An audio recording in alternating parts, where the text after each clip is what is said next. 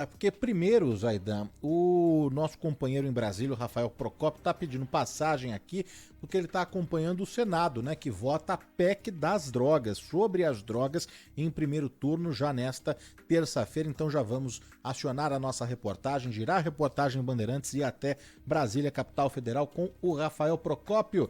Diga lá, Procópio, muito boa tarde para você, bem-vindo mais uma vez aqui ao Bandeirantes Acontece. Danilo, Zaidan, boa tarde a vocês, a todos que estão nos acompanhando. Bom, está na pauta de hoje do Senado Federal como primeiro item, inclusive, a última sessão de debates e a votação em primeiro turno da proposta de emenda à Constituição que torna crime o porte e a posse de drogas ilícitas, independente da droga e da quantidade. Esse texto também prevê inserir aí na Constituição que deverá existir a distinção entre traficante e usuário com penas alternativas à prisão para quem consome a substância ilícita. Por ser uma PEC, uma proposta de emenda à Constituição, é preciso ser primeiro debatida em 5 sessões, a última acontecendo nesta terça-feira e depois votada em 2 turnos. Esse primeiro turno também acontecendo hoje, sempre precisando dos votos favoráveis de 3/5 das casas em que o projeto está tramitando. No caso do Senado, o voto favorável de 49 senadores, lá na Câmara dos Deputados será necessário o voto de 308 parlamentares. Na prática, essa proposta ela repete já o conteúdo existente na Lei de Drogas, que está em vigor desde o ano de 2006, mas que passou a ser analisada por conta de algumas situações que não estavam previstas na lei, lá pelo Supremo Tribunal Federal, o que acabou gerando esse debate todo sobre a descriminalização do porte de maconha.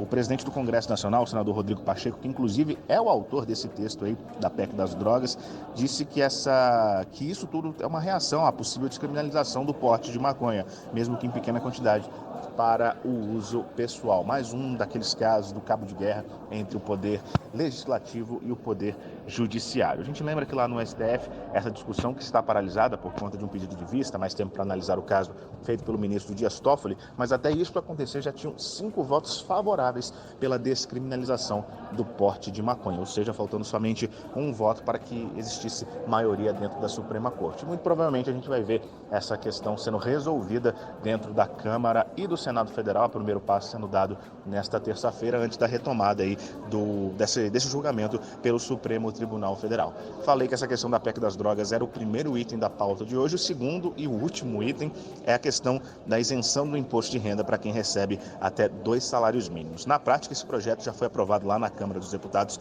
define que quem recebe atualmente o valor desses 2 salários, R$ 2.259,20, não vai precisar pagar o imposto de renda. Esse texto ele está indo diretamente para o plenário da Casa por conta do regime de urgência que foi submetido.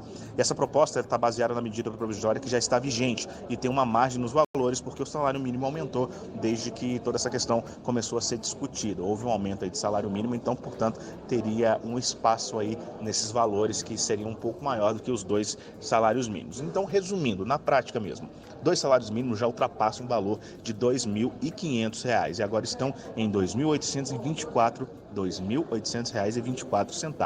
Mas esse projeto aí também está estabelecendo que essa diferença aí não vai ser cobrada, ampliando um pouco mais essa isenção. A gente vai ter que acompanhar como é que vai tratar o Senado Federal desses 2 casos nesta terça-feira, mas muito provavelmente essa questão aí da votação da PEC das drogas deve pegar bastante do espaço dos senadores nessa terça-feira. Vamos ver como é que vai tramitar toda essa questão.